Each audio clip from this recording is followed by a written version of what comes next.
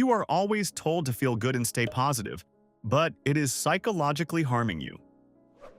In 2012, Dr. Bastian and his colleagues conducted a psychological experiment. They gathered a group of university students for the experiment. They were told they would take part in a study on emotions and performance, which was not what the experiment was about. Before the experiment began, each participant was asked to fill out a short questionnaire about their current mood. Most of them felt fine. Some were slightly stressed, but nothing unusual was happening yet. The researchers were simply taking a baseline.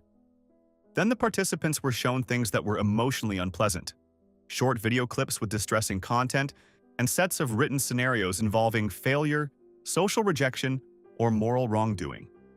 The goal was not to traumatize but to create a drop in their mood.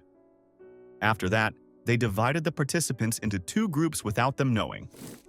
One group was told that they should try to stay positive no matter what.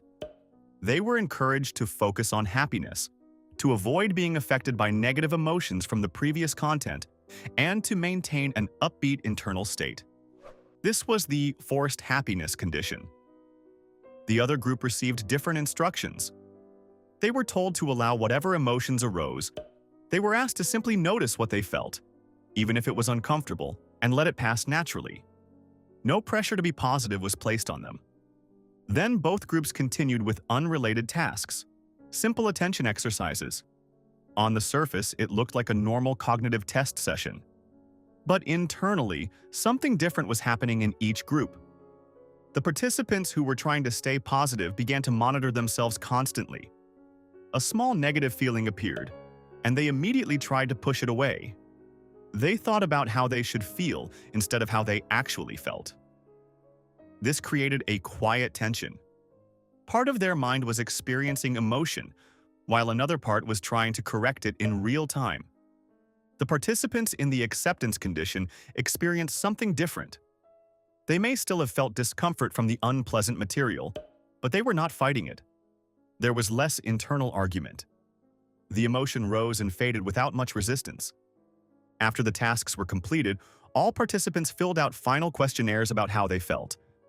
They reported their current mood, happiness, stress levels, and how natural or authentic their emotional experience felt. What the researchers consistently observed was a clear pattern. The participants who were instructed to force happiness reported more internal conflict and were in a worse mood. They wrote about negative emotions in the questionnaire about what they were feeling. In contrast, those who were allowed to simply experience their emotions without control tended to recover more smoothly. Their mood stabilized more naturally, and they reported less internal conflict. They wrote that they were feeling normal or less negative emotions afterward. When you try to force happiness, you are telling the part of your brain that processes negative emotions to change its role instead of processing them and simply being happy. Then, when it detects negative emotions, you feel more unhappy and guilty for not feeling happy, and this time, you force happiness even harder, and the loop goes on. Emotional well-being doesn't come from forcing positivity or hiding how you feel from yourself. It comes from recognizing your emotions, accepting and expressing them in honest, healthy ways for yourself or even for others if necessary. By doing this, you are not only taking care of your mental health, but also building deeper connections with yourself and becoming more resilient in the face of life's challenges. As the famous psychologist and psychoanalyst Sigmund Freud said, "Unexpressed emotions will never die. They are buried alive and will come forth later in uglier ways."